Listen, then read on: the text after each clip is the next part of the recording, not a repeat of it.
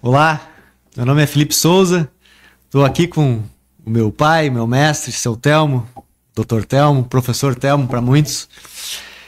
Sejam bem-vindos a esse primeiro episódio desse projeto, desse podcast que a gente está iniciando hoje, que até há poucos minutos atrás não tinha nome, e a gente denominou de podcast Caminhos, onde a gente vai tratar em alguns episódios inicialmente, depois a gente vai ver no que vai dar, de vários assuntos que para nós, que a gente conversa no dia a dia, que a gente reflete, que a gente lê sobre, que a gente estuda.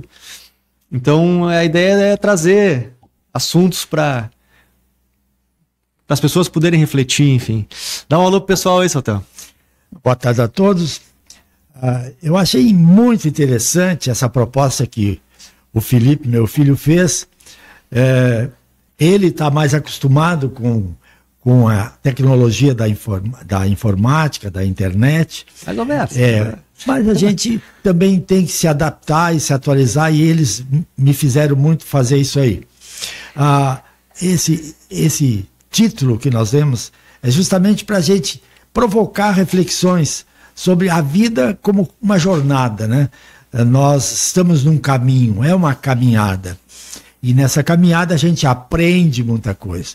E eu tenho hoje a felicidade e a sorte de conviver e participar profissionalmente com 3 filhos dentro do escritório.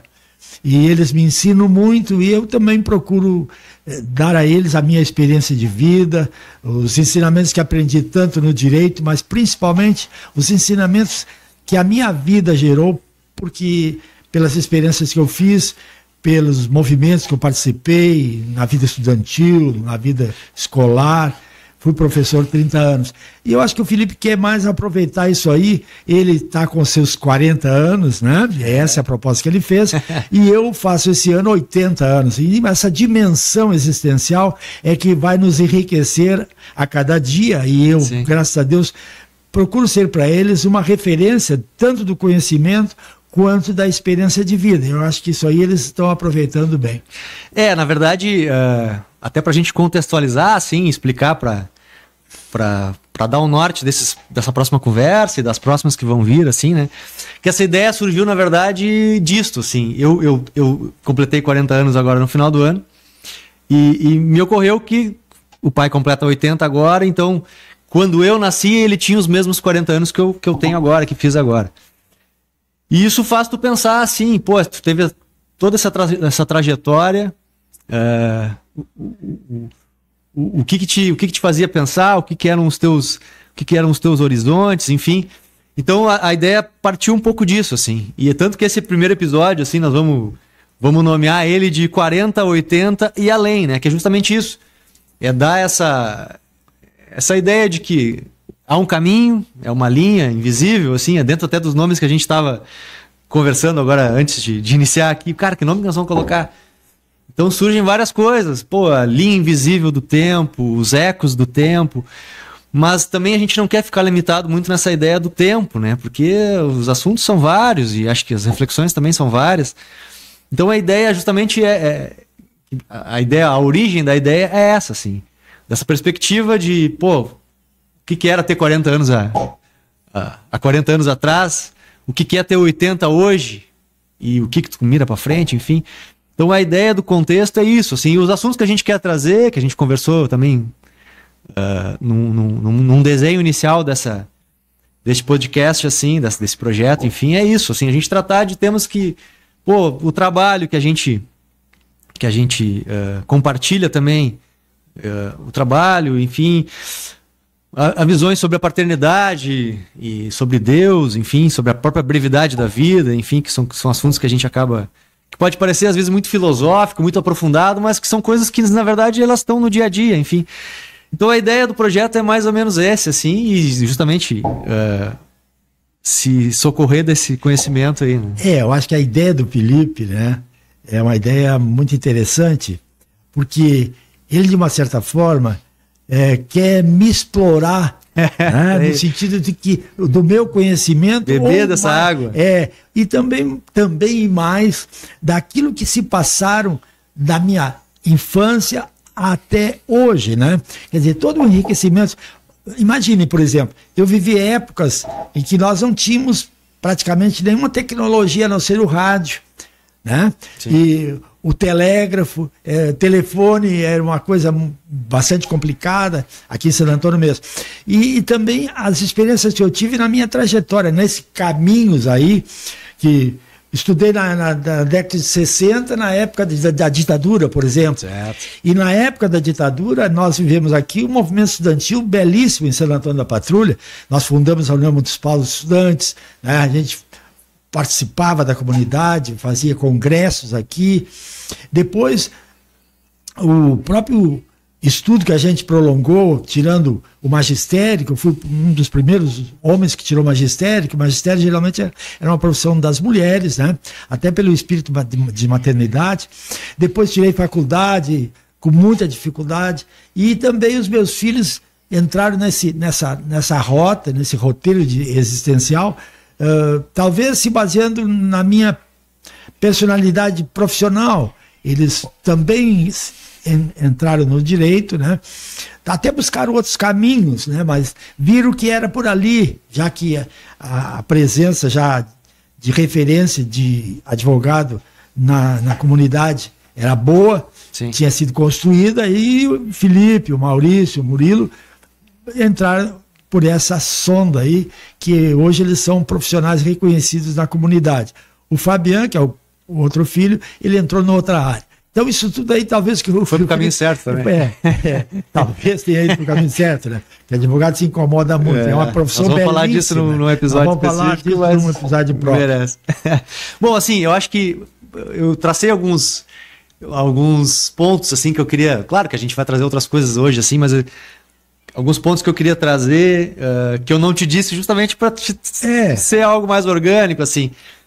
Mas o que eu penso, assim, e eu vejo isso um pouco em ti, assim, eu acho que a gente celebrar a história, a gente valorizar a história, eu gosto muito disso, assim, de ouvir como é que era a tua percepção quando tu era pequeno lá em Evaristo, ouvir as histórias, enfim. Isso.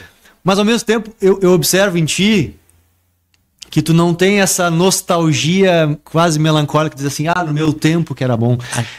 Quando o cara começa no tempo, aí ele já é velho. Pois é que o tempo é o tempo que a gente vive. O tempo é hoje, né? E isso eu vejo assim, que são coisas diferentes. Né? Tem até uma frase que eu pontuei assim, que me acompanhou em alguns momentos da vida, assim, que o Garcia Marques dizia que a vida não é o que a gente viveu, mas o que a gente recorda e como a gente recorda para contar ela, né? Uhum. Então, assim, celebrar a história, trazer esses personagens, essas experiências e valorizar isso não é necessariamente a mesma coisa que dizer que no meu tempo era melhor. Isso é um negócio que eu valorizo em ti. Mas, assim, voltando a essa ideia inicial, vamos dizer assim, dessa origem de tudo isso, assim. Os teus 40 anos... Nasceu o Felipe lá, mais um, já tinha 3, veio o Felipe. Mas assim, o que naquele período, vamos dizer lá, 1974, que horizontes se apresentavam para ti ainda, que num contexto social, contexto profissional, pessoal, que hoje eu posso daqui a pouco entender que, isso faz sentido hoje, já não faz tanto sentido, porque era diferente, né? Assim como daqui a pouco o teu pai, que já não estava mais quando eu nasci, mas já tinha os seus 80, pouco antes, que perspectiva ele tinha, né? O que isso, essa linha do tempo que a gente falou antes ali, né? O que isso era, como é que isso era visto, como é que tu enxerga isso? Em primeiro lugar, Felipe, vocês não podem imaginar, o tempo passava bem mais devagar naquela época. Tu não era acelerado por nada. Tu parava para conversar com as pessoas, tu tomava mate às 10 horas, não eu, mas eu me lembro que os meus familiares, né? Sim. Parava, tu não tinha aquela pressa de viver, tu vivia aquele momento que hoje a gente busca tanto, não, vivo agora, né? Uma outra coisa interessante, por exemplo, o menino que nasce no interior em 1945, em 1955 tinha 10 anos, quando eu comecei a viver meus primeiros passos, era numa comunidade de 15, 20, 30 famílias ali, né, naquele centrinho do Evaristo. Tu tinha a experiência da igreja, das festas juninas fantásticas, né? Que eu escrevi, inclusive, no meu livro de memórias. Sim. Tem ali como é que eram as festas juninas. Aquele balão fantástico feito por um polonês de 80 anos, que hoje não se faz mais, até porque não pode. Sim. Mas assim, ó, então, daquele menino lá de 10 anos, que teve uma infância bem localizada ali, com costumes próprios, que todo mundo se conhecia, todo mundo era parente praticamente, tu vem para Santo Antônio em 1955. A metrópole, já. E outra, era uma cidade.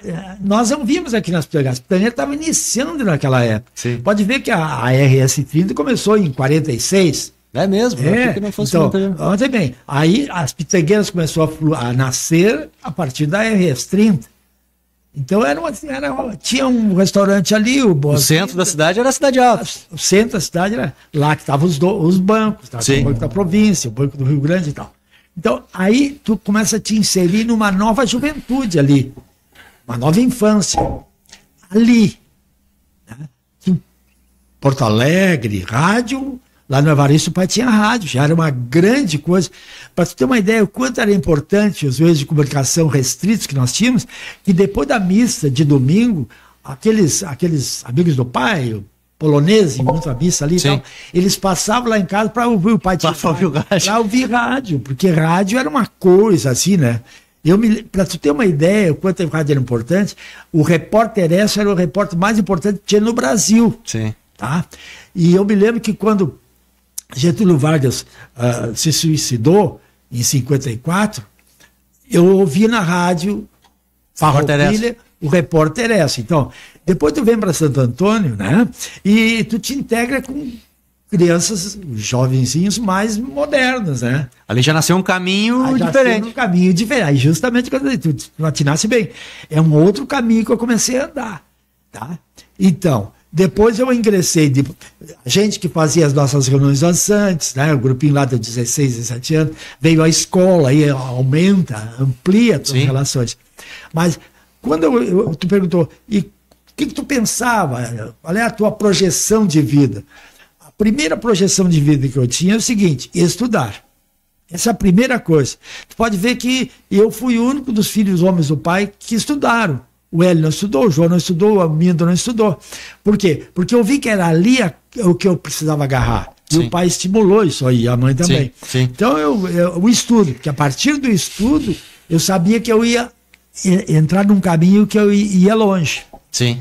Por isso que eu também sempre estimulei o estudo de vocês em todos os sentidos. Sim. E nesse aspecto, eu acho que naquela época os caminhos foram se abrindo, porque eu tomei consciência de que eu precisava ingressar num mundo novo. Mundo novo.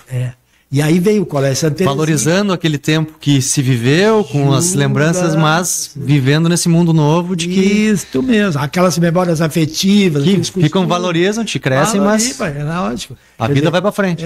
Tu vê, não, aquela época não se conhecia, se conhecia, mas não na minha família, tu dá uma mesada para os filhos, né? Sim. Então o que o São Antônio Chico fazia? O São Antônio Chico fazia o seguinte: quando ele tinha casa solta, venda, ele comprava muita banana, as bananas amadurecem muito rápido. Então ele chegava para mim, ó, pega um balaio lá e vai vender banana. Eu saía com 2 balaios, vender banana. Para ganhar um troco. Não, e o trabalho dignifica o homem, né? Sim. Aí nós tínhamos na nossa propriedade lá muito mamão, e pé de mamão naquela época. Aí eu também pegava mamão e ia vender. Eu engraxei sapatos depois da mesa das 9 na Cidade Alta. O Guri tinha que fazer alguma coisa. Eu entregava jornal. Isso aí é que é interessante a gente recordar, né? Porque dá exemplo, né? Sim. Então, nesse sentido, tudo isso aí, como tu disseste bem, tu pega toda essa bagagem aí e coloca dentro da tua vida para tu ser um verdadeiro homem. Exato. Bom, mas aí vamos dizer o seguinte, a minha pergunta segue. Tu chegou nos teus 40 anos. Não que isso seja um marco, mas, sim, mas é uma origem do que a gente está conversando aqui, porque veio essa ideia. Até porque esses dias eu recebi coisa de Instagram e tal. Vejam como é que eram os jovens adultos nos anos 80. Cara, aparece aparece as fotos dos caras. Esse fulano tem 25 anos. Parece que o cara tinha lá uns... Era uma outra concepção de vida, enfim. Mas... porque hoje eu tenho 40 anos e o mundo tá aberto ainda para mim. Mas lá em 84, tu já era formado, tu já era professor há mais de 15 anos, vamos dizer assim, tu já estava, de certa forma, consolidado na advocacia, mas o que surgia para ti? Aí é interessante esse ponto. Mas é muito interessante essa tua pergunta, porque é o seguinte, ó. Tá, eu me formei no magistério. Professor primário, sempre tinha a ideia de que tu ia ganhar pouco. Sim. Trabalhar muito e ganhar ainda, pouco. né? Mas como eu tinha vocação, porque eu entrei no magistério por vocação. Sim. Vocacionado mesmo. Eu estudei 1 ano e meio em Porto Alegre, não aguentei lá, porque Porto Alegre... Sim. Primeira vez que eu fui para Porto Alegre foi para estudar, tu imagina. Tinha 17, 16 anos. Então assim, ó, terminei o magistério, eu já terminei o magistério em 69, eu já estava estudando faculdade. Sim. Já tinha ingressado na faculdade em Bagé. Sabe? Então, aí tu tinha que ir 2 vezes por ano, ficar 15 dias longe de casa, né? Tudo pouco, dinheiro, Sim. tudo. Aí, ir para lá, e eu não só eu, aqui de San Antônio, mais de 30 pessoas se formaram lá em pedagogia, filosofia, Sim. e eu tirei sociologia. Mas eu terminei Ciências Sociais, né, em 72. Terminei. Tá? O que acontece? Eu comecei a ver que só com o magistério eu não ia sobreviver e criar os meus filhos com uma certa dignidade. Sim. Né? Porque magistério, trabalhava 40 horas e tal. O que eu fiz? Já em 73, segundo semestre, eu já fui para a Unicinos, tirar direito. Quer dizer, eu já vi que a minha... caminho. Outro caminho, justamente. Aí veio os caminhos. Aí o que eu disse? Pô, agora é um outro caminho. Tem dificuldade? Tem. Vai ser difícil? Vai ser difícil, mas eu vou conseguir. Porque é por eles e por mim também, né? E eu também me sentia vocacionado para isso aí, porque lidar com pessoas, dar orientação, formar, Sim, atender, isso tudo faz parte da advocacia. Então, nesse sentido, é por isso que eu acho que esse nosso título tem que ficar. É mais um caminho que eu passei a seguir. Né? Caminho que eu segui, e depois os filhos passaram a ter caminhos também, né? Sim, exatamente. Porque assim, é algo que me veio também, porque eu hoje com 40 anos vejo tu com 80, e a gente já saiu há pouco tempo de uma reunião do escritório, onde a gente está projetando, entendeu? E isso é muito interessante, porque creio que com 80 anos, e lá em Seu Antônio Chico, em 1980, não tinha possibilidade de projetar, porque a sociedade, o mundo, a saúde, enfim, limitava ele nesse sentido, né? Então hoje, hoje acredito que tu tem horizontes, assim. E como ter esses horizontes? O que que tu busca? O que que tu para ter esses horizontes hoje? É outra coisa interessante, porque primeiro, velho é aquele que pensa e sente que é velho. Velho é uma questão de tempo. O tempo é muito relativo, né? Tem jovens de 30 anos que são velhos. Tem a cabeça fechada, não se abre para nada. Eu, por exemplo, até pelos filhos que eu tenho, que me engajaram na existência deles, eu me adapto perfeitamente às novidades. Por quê? Até porque a gente lê bastante, a gente participa de muita coisa da comunidade. Eu sempre fui de participar bastante da comunidade. Eu nunca renunciei a um pedido de alguém para fazer uma palestra. Claro, se a gente tem condições, a gente não pode renunciar a nada. Mas então o que acontece? Tu tem que te adaptar ao tempo que tu está vivendo. A idade é uma coisa relativa. Eu não me sinto velho. Tá? Eu tenho atividades físicas, eu participo da comunidade, eu estou no Lions, eu estou no Terço dos Homens, eu tenho um escritório de advocacia, aí todas as novidades que surgem dentro deles eu me adapto, é o que tu está dizendo. Sim. Mas o que tu está fazendo aqui? Tu tem 80 anos. Isso é uma coisa que me irritaria se alguém dissesse. Claro. Eu sairia de pau acima do cara. Pô, que é isso?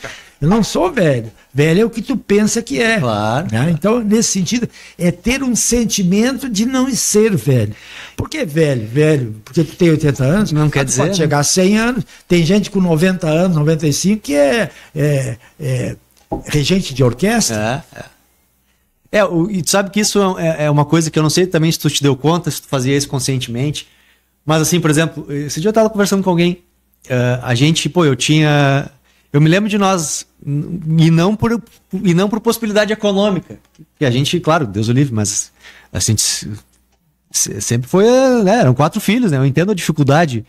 Hoje eu entendo talvez mais a dificuldade, né? Mas eu me lembro, cara, um dos primeiros casas que teve internet em Santo Antônio foi nós, cara. E aí, não, e eu te digo de novo, não por dinheiro, mas daqui a pouco por uma antenação. A questão, eu me lembro que tu comprou uma máquina de escrever elétrica e tal, que também estava à frente, logo depois veio o computador, eletrônico. Mas eu me lembro muito bem dessa questão da internet e da questão da TV a cabo ali, porque hoje eu, como pai, entendo a dificuldade que para ti era talvez manter aquilo. E não era nem como um luxo, mas vendo agora, não sei, aí eu te pergunto de novo, te refiro, não sei se tu fazia isso conscientemente e tal, mas era uma ideia de realmente de buscar ou de se adaptar a esse novo, entendeu? Inserir vocês no mundo e eu também, porque senão a gente fica para trás, né? Exato, porque, cara, eu vendo para trás agora assim, a gente... isso era 95, 96, eu me lembro, 94, assim. Então, cara, eu tava inserido já, consumindo coisas... TV, por exemplo, enfim, a internet ainda era muito incipiente, mas tu já tinha um acesso diferentes, assim, tu já estava te adaptando, tu já podia buscar alguma coisa de música, assim, claro que depois, logo em seguida, já também... Mas eu acho que isso é uma característica interessante, assim, e até dá um pouco responda a essa tua visão de que realmente o velho é isso, assim, porque daqui a pouco o cara lá em 95, 94... daqui a pouco podia achar assim, isso é bobagem. E também isso, daqui a pouco, o querer aprender, por exemplo, eu me lembro que tu também assinava assinatura de revista, essa busca de informação, algo assim. Vejo isso hoje como isso, assim, como se adaptar, como eu entender o que está acontecendo e não ficar à mercê... que é algo que eu rejeito hoje em dia, ficar à mercê diretamente e unicamente das redes sociais ou de um único canal de comunicação. Tu ter e o próprio rádio. O rádio também é um negócio que sempre permeou muito assim, a convivência de todos, né, dentro de casa, né? A informação vindo pelo rádio, seja no almoço, seja nos hábitos do dia a dia ali, sim. Mas enfim, eu acho que esse se adaptar, essa linha do tempo tem a ver um pouco com isso também, né? De buscar, de ir mais a fundo um pouco do que o normal. É justamente isso aí, Felipe. Eu acho que tu pegaste bem, tu fizeste um verdadeiro, assim, um relatório, né, uma reportagem daquilo que tu já vivesse. O que é a família, propriamente dito? É tudo aquilo que tu pode possibilitar os filhos, né, o grupo familiar, de que eles se tornem os melhores no afeto, nas relações sociais, no conhecimento, na experiência, na sabedoria. Porque nós somos como fomos criados, basicamente. É ali que saem os grandes valores, os valores que tu vai depois desenvolver na tua personalidade e ser alguém no mundo, ser uma pessoa respeitada, trabalhadora, enfim. Esses valores que estão se perdendo tanto hoje. Então, o que nós queríamos? Por exemplo, o rádio, vocês os 4 adoram o rádio. Tem a televisão, tem isso, tem aquilo, mas o rádio está sempre em voga. A leitura, porque a leitura na família, por exemplo, tem que ser estimulada. Se tu não estimula, os filhos não dão bola para a leitura. Né? E a gente vê que muitos não leem. Tu está em grupo social que tu oferece um livro, como eu fiz esses dias, de cada 10, 2 lê. Isso é complicado. Aí é complicado, né? É porque isso também é um fruto dessa loucura do dia a dia. Mas tu vem lá de trás, estimulado, bem, claro, culturalizado na revista, no livro. Por exemplo, eu assinei seleções durante 30, 40 anos, revista de saúde, enfim, comprava livro. Por quê? Porque tu está em busca de conhecimento para tu evoluir e te adaptar ao mundo que te está indo na frente de ti. Sim. O mundo está indo na nossa frente, não é verdade? Sim. Pode ver, quando inventaram a internet, nós aqui não estávamos engateando, lá nos Estados Unidos já estávamos na 3ª geração da internet, quer dizer, ela está na frente de nós. Então, se veio uma novidade, Se vem um conhecimento novo, eu não preciso mais disso, já estou com 80 anos. Isso aí é a ideia de quem se acomodou de viver. Né? Exato. Tem gente que tem 60, 70, que se acomoda, fica sentado no sofá vendo televisão, coisa assim, né? E a nossa profissão, né, Justo. que ela foi muito desafiadora, que a gente vai tratar num episódio específico, Isso. não só da nossa profissão, mas do trabalho em geral, é uma ideia. Mas a nossa profissão, ela foi muito desafiadora para quem pensaria em se acomodar, né? Porque ela acelerou de tal forma a digitalização ali dos processos e do próprio acesso à justiça, que se o cara tava ali de bobeira em 2010, 15, mas eu vou seguir aqui com meus papéis, tá tudo certo, se tu não tinha, e por mais que pareça um absurdo, cara, tinha gente que não tinha essa possibilidade de ter um acesso, teve que fazer quase que uma alfabetização digital, né? E muita gente ficou para trás, né? Então a nossa profissão também foi desafiadora nesse sentido, né? E se tu daqui a pouco não te socorre, não tem a humildade de te socorrer Sim. também, esse é um outro ponto, né? Ou algo que tu sempre nos trouxe também, que a humildade é a mãe de todas as virtudes. Daqui a pouco tu ficava para trás, e o ficar para trás era tu perder o teu ganha-pão, tu tinha que arrumar outra coisa para fazer. Infelizmente temos, enfim, pessoas que arrumaram por esse caminho. Mas é isso, eu acho que é não deixar o tempo de comer, né? Justamente, hoje tem que ter muito cuidado com isso aí.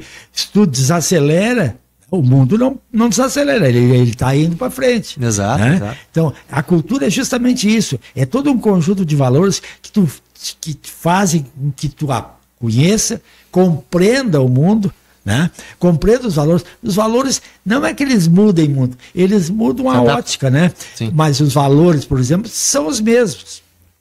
A honestidade sempre vai ser honestidade. Não tem meio honesto. Não tem meio honesto, nem o cara é muito grau. honesto. O cara falou, o cara é muito honesto. Não, honesto ou tu é, ou tu não é. Que nem dizer assim, eu te amo muito. Não precisa dizer eu te amo muito. Só dizer que eu te amo, já chega, porque ela é a plenitude das virtudes, né? Quem ama, ama. Não precisa dizer que ama muito ou ama menos, né? Então, ou ama ou não ama. Não tem esse negócio de dizer mais ou menos. Então, a profissão da gente tem que ter muito cuidado. A gente, assim como a vida na família, por exemplo. Eu sempre digo, trabalhamos com 13 anos com curso de noivos, então a gente vê assim, que as pessoas se tornam pais, mas não se preparam para serem pais. Tá entendendo? Porque hoje em dia, cada vez mais, né? Hoje em dia tá difícil. Hoje, por causa dessa internet, né? Sim. Um filho de adolescente vai para dentro do quarto, ele tem um aparelho que ele faz tudo o que quiser, ele vê o que quer, ouve o que quer. O que é bom, fala, mas pode ser muito ruim. Né? Não, mas aí que vem a orientação, vem os limites. Que as pessoas... É um absurdo que a gente vê, isso aí podia ser um capítulo da experiência de vida. Os pais dão um telefone celular para uma criança de 6, 7 anos e deixa à vontade. Sim. Nem deve dar, né? Mas 10 anos, os caras almoçando com a família com o telefone, com o celular. Tu perde a convivência. Então... E nesse ponto, assim, vamos pegar ainda esse gancho. Essa questão até de liberdade, não, mas de acesso, assim. Questão geracional, né? A conversa que eu tenho contigo hoje, nessa relação de 40 anos de diferença, provavelmente não era a mesma que tu tinha. Claro que não. E nos traz um pouco disso, assim. Nos traz, assim, para quem... Como é que era essa relação? Em primeiro lugar, a família, naquela época, que eu nasci em 45, eu vivi com a minha família em 50, em 60, mas também, a família era patriarcal. O que significa isso? Significava que existia um pai, uma mãe e um conjunto de filhos. O pai era o centro da família. Era o patriarca da família. Ele era o provedor. Todos os outros, a mulher e os filhos, estavam à sua mercê, à sua submisso a ele. A obediência, a autoridade. Não era autoridade, era autoritarismo, muitas vezes. Mas ele recebeu aquilo do pai dele. Exatamente. Não podemos julgar. Para tu ter uma ideia como era, a criança não era insignificante, ela não era considerada. Tu estava isso com 7, 8, 9, 10 anos. 7, 8, 9, 10 anos, por exemplo, se estava 2, 3 adultos conversando, não podia chegar perto, não era se meter na conversa, não podia chegar perto. A criança não podia nem estar ali. Né? E eles estavam conversando de coisas normais, mas não, criança... Não. Então, não havia relação psicoafetiva, não havia diálogo, não havia uma orientação assim, educativa, né? Por quê? Porque o que acontecia? As relações entre pais e filhos eram distantes. Os pais só se preocupavam em dar, prover os filhos das necessidades deles, né?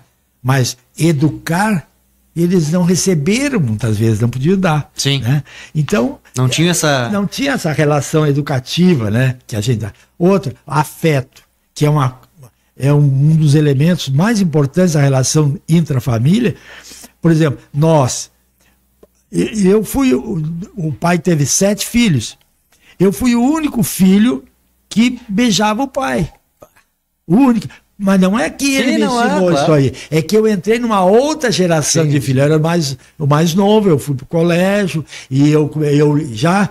Quando eu tinha, 14, 15 anos, estava lá na 4ª série ginasial, eu já comprava livro de formação. Eu tenho um livro de formação, Construir o Homem e o Mundo, de Michel Croce, um autor francês fantástico, 1963. Tá lá em casa. Quer dizer, é aquela coisa de buscar ser mais, né? Sim. Todo mundo tem que procurar ser mais pessoa. Na família, na profissão, na comunidade, porque tu tem que enriquecer os outros. Exato. Pela tua pessoa. Então, nós também não tinha esse afeto compartilhado. Eles tinham a forma deles, né? De dar um presentinho, a mãe geralmente que tinha mais carinho com os filhos. Já, por exemplo, vocês, lá em casa, vocês aprenderam afeto. Sim. Por quê? Em primeiro lugar, viram afeto no pai e na mãe, entre si. Sim. Tá? E aí vocês são hoje afetuosos, mas se tornaram afetuosos porque os pais foram afetuosos. Sim. Então, o amor a gente aprende também, né? Então era muito distanciado, bonito. Felipe. Não tinha relação afetiva, assim, né? Era uma convivência. Se o pai e a mãe fossem bons, era harmoniosa. Conviviam, participavam, se alegravam, festejavam, tudo bem. Mas era quase protocolar. Era assim, uma coisa... Né, mas era enfim, claro. Era a cultura da época, né? Sim. Então... É que são épocas, né? Eu acho que isso é importante a gente ver. Eu acho que isso é importante a gente ver e até afastar aquela ideia do lá atrás que era bom. Porque assim que era o pai mandava. Cara, hoje eu vejo com o meu... Luiz e o Lucas... A relação de vocês... Tu tem que conversar com o cara. Tentar entender. Compreender. E às vezes, infelizmente, ainda esse respiro dessa sociedade antiga ainda existe, uns pontos, enfim, e isso gera muitos problemas, né? Mas sabe, Felipe, uma das coisas que eu digo abertamente, aonde eu vou, quando se fala nesse tipo de gerações, né? Sim. Uma das coisas que eu mais admiro, olha que eu tenho meus 80 anos de vida e tenho uma caminhada longa, permeada de experiências, claro, com certeza. Família, igreja e tal. Mas uma das coisas que eu admiro demais hoje são os novos pais. Sim. Admiro demais, porque eu não tive esse tipo. Infelizmente, meu pai era uma pessoa muito boa, mas ele não tinha para preparar para isso. Eu vejo vocês convivem, participam, são presentes, são afetuosos, conversam com os filhos, não interessa a idade. Levam eles a participar. Isso é muito importante. Nada mais enriquecedor para a vida de um filho, para a personalidade até os 10 anos, depois também, mas até os 10 anos, do filho se sentir integrado na vida, nas atividades, nas relações de pai e mãe. Sim. Vocês não imaginam. O afeto também. Porque o que mais estrutura a vida das crianças e dos filhos é o afeto, é a presença, é a relação. Por exemplo, fizeram uma estatística dos Estados Unidos, o Brasil deve ter feito, né, que a maioria dos delinquentes vem de família desintegrada, pai violento, negligente, abusivo, infelizmente. Isso tudo. Aí o que replica, né? E o guri corre, né? Ele quer saltar fora dessa jaula aí, né? Sim, então, é um inferno. Eu admiro demais, porque eu vejo assim os pais participativos, conscientes. Claro, tem exceções, mas eu acho que exceções. Mas a regra geral é muito boa. Um outro ponto que eu sublinhei aqui, que eu acho que era interessante trazer nesse primeiro capítulo, assim, que é algo que eu também sempre nas conversas que a gente teve ao longo da vida e conselhos, orientações conselho é complicado, mas enfim. Mas é uma frase que tu trazia sempre assim e eu trago pra mim, às vezes, numa conversa ou outra com alguém assim, que é a vida são escolhas, né? Isso é tão simples, ao mesmo tempo, parece ser tão óbvio, né? Mas a vida te coloca em certas esquinas que se tu não sabe escolher, e às vezes é uma decisão grande, às vezes, vou me mudar, eu vou ficar e tal, mas às vezes é uma escolha mínima. E, cara, isso é um negócio muito que teria que ser mais abordado, sabe? Você sabe que há uns 5, 6, 8 anos atrás, já tinha Facebook e tal, e no meu aniversário, muitos fazem... Lecionei 30 anos, cara. Quantos milhares de jovens passaram pelas minhas mãos, pela minha mente, pelo meu coração. Mas assim, um jovem aqui me colocou no Facebook assim: parabéns, professor Telmo e tal. Nunca me esqueço de uma frase que o senhor disse numa aula. Ele disse: nós somos as escolhas que fazemos. Isso aí. Né? E é interessante tu abordar isso aí, e que bom que eu te marquei com essa frase, porque essa frase, ela estabelece um princípio de vida. Né? Então, assim, como é que eu agia? Eu agia assim, toda vez que eu tinha uma decisão para tomar, no nível humano, né? Porque tem um nível também da espiritualidade. Mas eu procurava me aconselhar. Claro. Porque a gente só vê bem a montanha quando tu te afasta da montanha. Se tu tá muito próximo da montanha, tu não vê a montanha, tu não vê a montanha mesmo. Então eu tirava uma consulta. Eu me lembro que muitas vezes eu consultava umas mais velhas, né? Ou alguém que já tivesse tido uma experiência daquela. O seu Juvenal, meu sogro, que era uma pessoa que tinha muito bom senso, eu consultava ele algumas coisas. Então, assim, quando tu quer fazer um serviço, o bom é tirar dois orçamentos. É a mesma coisa. Tem que tirar uma febre. Aqui, vou lá no fulano falar com ele, porque eu confio nele, um cara de bom senso e tal. Tira uma febre ali. Mas tudo bem, eu gostei das coisas, mas eu vou tirar para ver se mais ou menos nivelam as opiniões. Porque muitas vezes são decisões que vão te dar um suporte de vida ou vão te dar um fracasso na escolha, né? Sim. Então tem que ter muito cuidado.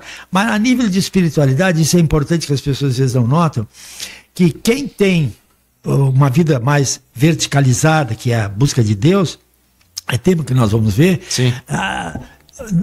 Isso é uma questão de quem tem fé, né? Sim. Não adianta eu dizer isso aqui e as pessoas não... isso é bobagem.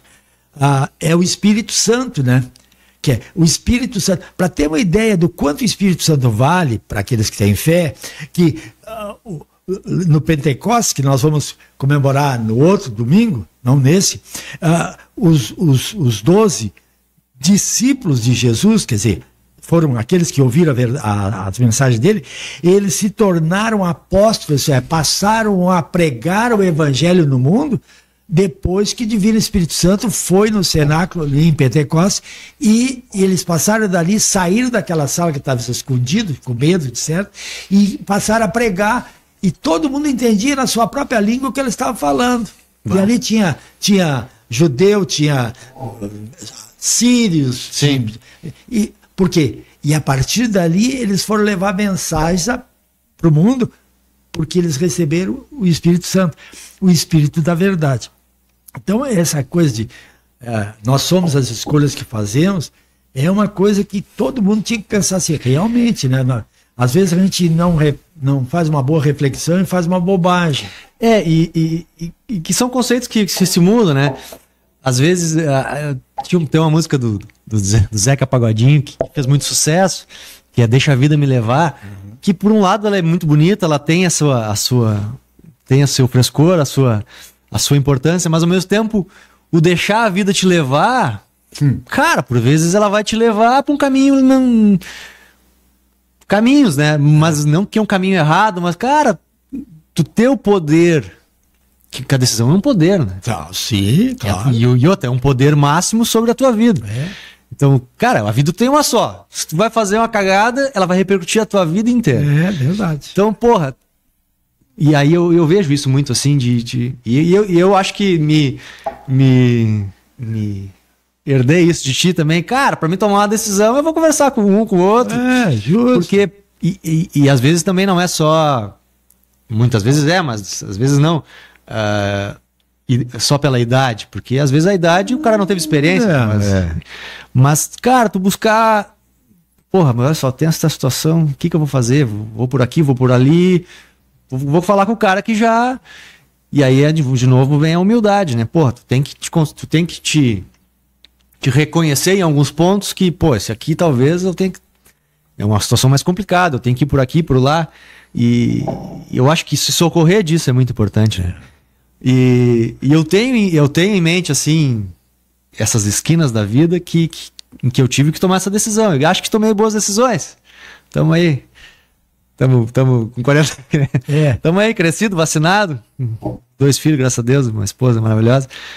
Mas é isso, assim, a gente tem esses, pelo menos eu me recordo de pontos específicos da vida que me lembrei dessa frase. Cara, a partir daqui eu vou me tornar isso. Não e não coisas definitivas, porque também eu acho que hoje...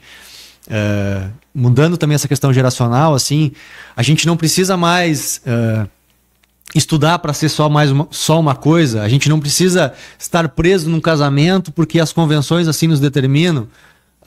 Felizmente isso hoje é mais volátil. Tu pode mudar, mas tu poder escolher isso e saber escolher, ter a consciência de escolher. Claro que às vezes tu vai escolher, vai para o caminho errado, enfim, porque a vida te colocou. Mas tu ter consciência dessa escolha e ter refletido sobre ela, ter pensado sobre ela, ter te aprofundado em algum momento sobre isso, cara, isso te dá um poder sobre a tua vida que é incrível. Né? Mas aí que tá, Felipe. Eu penso assim também. Mas notem bem, o mundo de hoje estabelece uma ideia de imediatismo. As pessoas nem querem pensar. Claro. Entende? Isso é ruim, porque é como uma flecha. Tu lança a flecha, tu não pode buscá-la de volta. Exatamente. Então, tu tem que ter cuidado, porque a tua vida é o bem mais precioso que tu tem. A tua família... É um tiro para dar, né?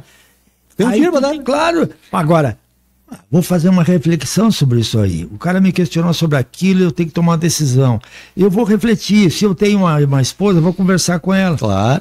E aqui eu faço um parênteses, dizer o seguinte. Realmente, se tu for fazer toda uma análise... Toda vez que o marido não consulta a mulher em situações ou vice-versa, né? Claro, ou vice-versa, mas a mulher, ela tem uma intuição, entendeu? Eu penso assim, mas tu falaste com a tua mulher, não, o que ela tem a ver com isso? Não, peraí, cara, porque a decisão que tu tomares, vai refletir na tua família, na tua mulher. Mas não sei o que. Essa história de machismo e decisão não leva a nada, pelo contrário, porque depois tu não tem como... Tá vendo? Se eu tivesse falado comigo, aí vem essa história. Então já prepara. Mas é claro. Então tem que ter cuidado. Se tu vive em casal, tu tem que... imediatismo que eu tenho medo, porque tu não constrói um projeto de decisão. Tu decide sem refletir, muitas vezes. Isso é ruim. Sim. E às vezes isso aí pode criar uma série de problemas. Claro. Uma má decisão, dependendo, estraga uma vida, né? Sim. Essas escolhas, assim, eu sempre busquei ponderar e acho essa frase bem interessante, assim. Um outro ponto que eu vou trazer também, dessa relação, que eu acho que a ideia aqui justamente é trazer essa ideia, porque também nós transformar isso aqui só numa coisa pessoal não é íntima, não é legal. Por isso que eu acho que eu trago esses elementos justamente para também transmitir para outras pessoas essa conversa, enfim. E um outro que até essa semana, acho que tu falou essa semana para alguém, mas era algo que também tu sempre nos trazia em algum momento, seja pro trabalho, enfim, que é referente ao tempo, que o tempo passa de qualquer jeito. O que quer dizer isso? Tu tá estudando, tu tá trabalhando, ou tu não tá fazendo nada, o tempo tá passando do mesmo jeito. Então, tu usufruir desse tempo em teu favor, agora... E aí eu entro num outro ponto que talvez a gente vai entrar depois na questão do trabalho. Não que necessariamente tu precisa te esgotar, tu precisa chegar à exaustão para parecer bem-sucedido, porque isso também eu acho que é algo que tu sempre conseguiu lidar, e eu tento também nisso ter essa herança de saber compartilhar esse tempo entre o trabalho, entre o próprio ócio, entre o lazer, entre a educação.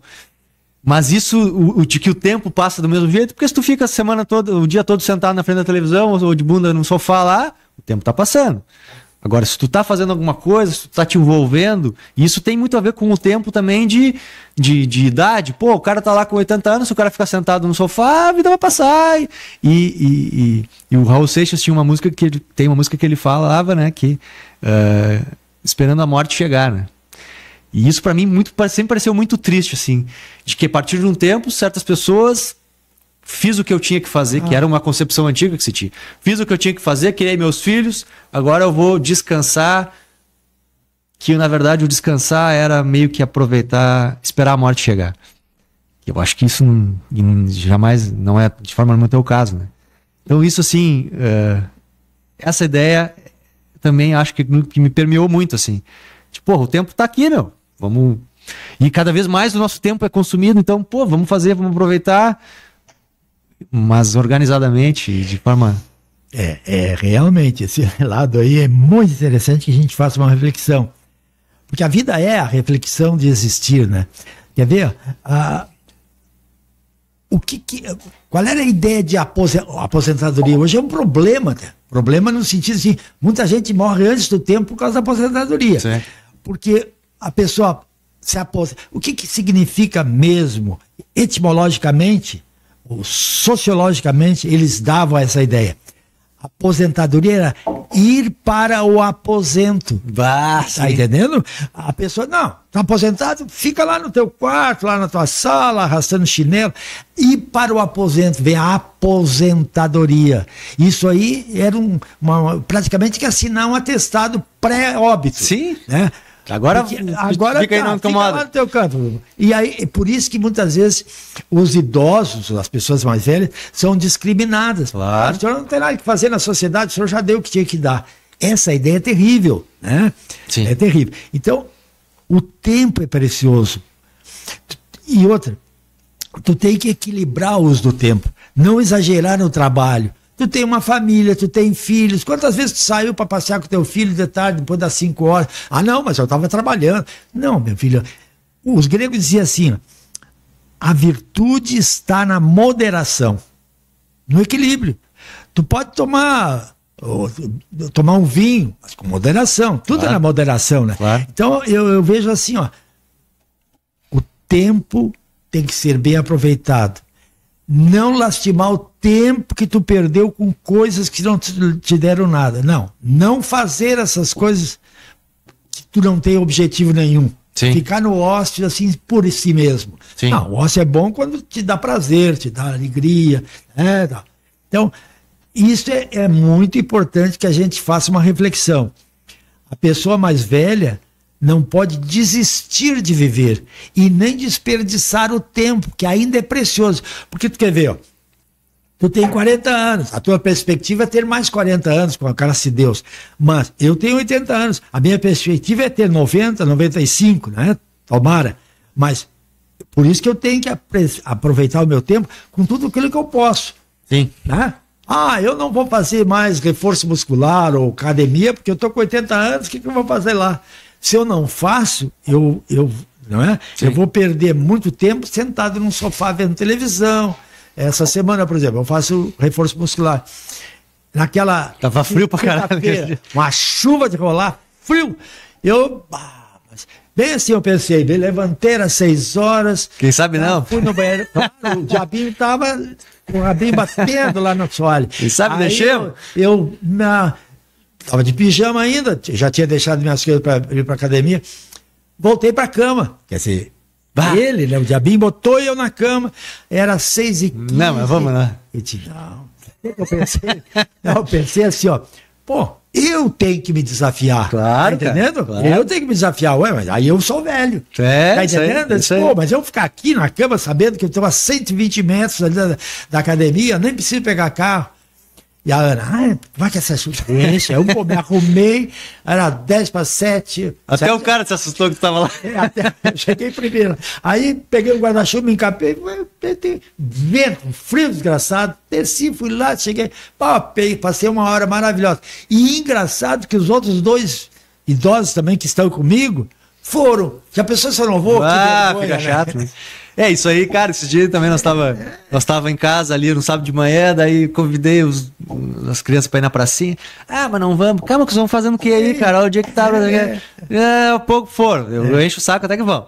Fomos, chegamos lá na pracinha, mas encontraram os amigos, comeram pipoca, Fiz aqui, cara. Vocês queriam ficar em casa. Então esse é o tempo, né? Bueno, então falando em tempo, acho que nós já estamos nos finalizando aqui. Eu vou ler depois para finalizar um poema do Mário Quintana sobre o tempo. Mas antes eu queria agradecer a todo mundo que nos acompanhou até aqui. Teremos os próximos episódios. Vamos tratar mais de temas mais específicos. Acho que o próximo vai ser trabalho ou Deus. Vamos ver ainda, vamos definir. Mas vamos agradecer, então, dar os teus agradecimentos, que depois eu vou ler o depoimento. Nós queremos agradecer, né, a atenção de todos, né?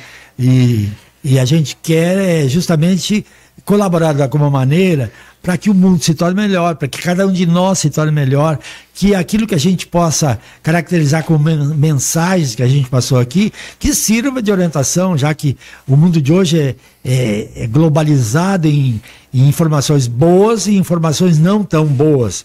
E o que nosso interesse é justamente isso aí, é tirar daquilo que a gente já experimentou na vida ideias, sim, reflexões, pensamentos, sentimentos, para que a gente, todos nós, construamos um mundo melhor.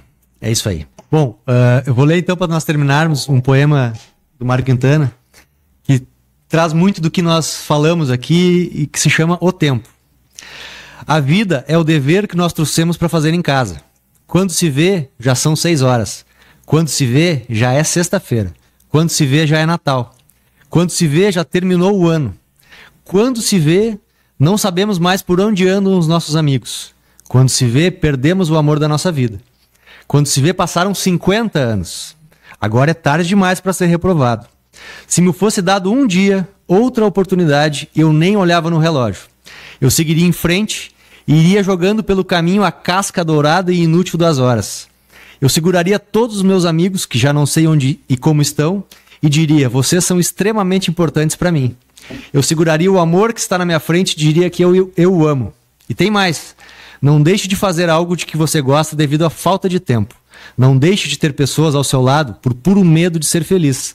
A única falta que terá será desse tempo que, infelizmente, nunca mais voltará.